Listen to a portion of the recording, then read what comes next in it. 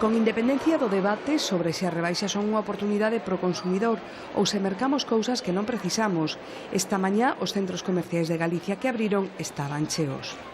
Aproveitar un pouco o día collendo algunhas cousiñas. Ti que colliches? Non, viñen con ela a acompañala. Botase o ollo a todo. Pasa que barato non hai tanto, non hai tanta baratura como antes. Pero bueno, poca cosa porque ya sabes cómo es los primeros días, no han bajado nada los precios, pero bueno. Collín uns pantalóns e unhas camisetas aí, ahora para primavera que saben.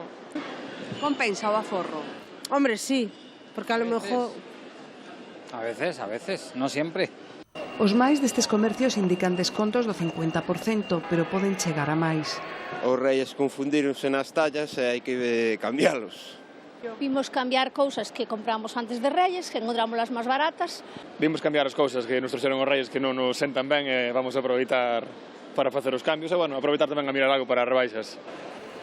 Nesta campaña creáronse 150.000 novos postos de traballo para dar cobertura a un fenómeno que non se dá en todos os países. Me gusta, porque o precio é máis barato que China. As rebaixas rematarán o 28 de febreiro. As rebaixas permítennos comprar produtos de temporada a menor prezo. Baixo o epígrafe rebaixas non se poden vender artigos deteriorados, obsoletos ou con taras. O produto ten que ter a mesma calidade que as mesmas características que tiña pois antes de iniciar as rebaixas. Deben ser os mesmos produtos e debían de estar postos á venta como mínimo un mes antes de comezar as rebaixas. Os establecementos están obrigados a anunciar en cartéis cando comezan e cando rematan as súas rebaixas e poñer nas etiquetas tanto o prezo anterior como o rebaixado ou a porcentaxe de reducción. En principio, supoñemos que nos van a permitir os mesmos medios de pago que nos deixan durante o resto do ano. Se hai algún cambio en ese tema, pois debe de estar anunciado, por exemplo, pois se non nos deixan utilizar as tarxetas de crédito ou débito.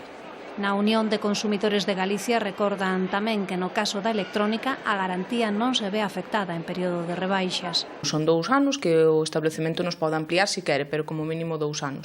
Desde a Unión de Consumidores de Galicia recoméndanlles aos compradores que se informen de se teñen dereito a devolver o produto e en que prazos.